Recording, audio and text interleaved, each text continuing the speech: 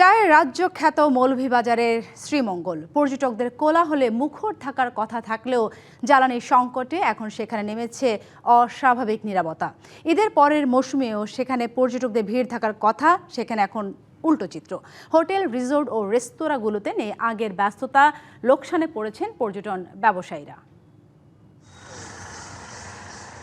শ্রীমঙ্গলের রাধানগর এলাকায় বেশিরভাগ পর্যটন কেন্দ্র হওয়ায় সাধারণত ছুটির দিনে জমজমাট থাকে এই এলাকা।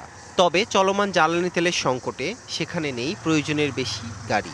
আগে যেখানে রিসোর্টে বুকিং ছাড়া কক্ষ পাওয়া যেত না, এখন পর্যটক নেই বললেই চলে। বেশিরভাগ গেস্টই আসলে তাদের প্রাইভেট ট্রান্সপোর্টেশন নিয়ে আসতে স্বাচ্ছন্দ্য বোধ করেন। তো সেই জায়গাতে যেহেতু এখন তেলের সংকট রয়েছে, ম্যাক্সিমাম ক্লায়েন্টই কিন্তু এখন আসছে না, ফুয়েল পাচ্ছেন না, যার জন্য ওনাদের আসাটা হচ্ছে রিস্কি হয়, যার জন্য ওনারা বুকিং ক্যান্সেল করতে চাচ্ছে। শ্রীমঙ্গলের যে পর্যটকের যে সংখ্যা অনেকটাই কমে গেছে। আমরা আশাবাদী পরিস্থিতি স্বাভাবিক হলে আবারও শ্রীমঙ্গলে পর্যটকের আগমন বাড়বে। স্থানীয় রেস্তোরাঁগুলোতেও একই চিত্র, নেই আগের সেই ভিড়। স্থবির পর্যটক নির্ভর ব্যবসা, জ্বালানি সংকট, ঘন ঘন লোডশেডিং মিলিয়ে জটিল হয়ে উঠেছে পরিস্থিতি। শ্রীমঙ্গল হচ্ছে পর্যটন এলাকা, যেটা আমাদের রেস্টুরেন্ট বিজনেসটা চলছে পর্যটনের উপরে নির্ভর করে।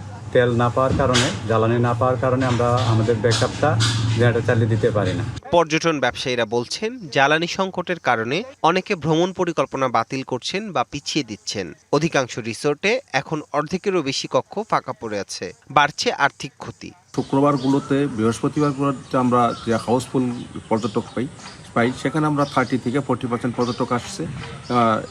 বাকি দিনগুলো আমাদের প্রতিটা রুমই খালি পড়ে আছে। জ্বালানি সংকটের প্রভাব দ্রুত কাটিয়ে ওঠা না গেলে দীর্ঘমেয়াদে বড় সংকটে পড়তে পারে শ্রীমঙ্গলের পর্যটন খাত, এমন আশঙ্কা সংশ্লিষ্টদের।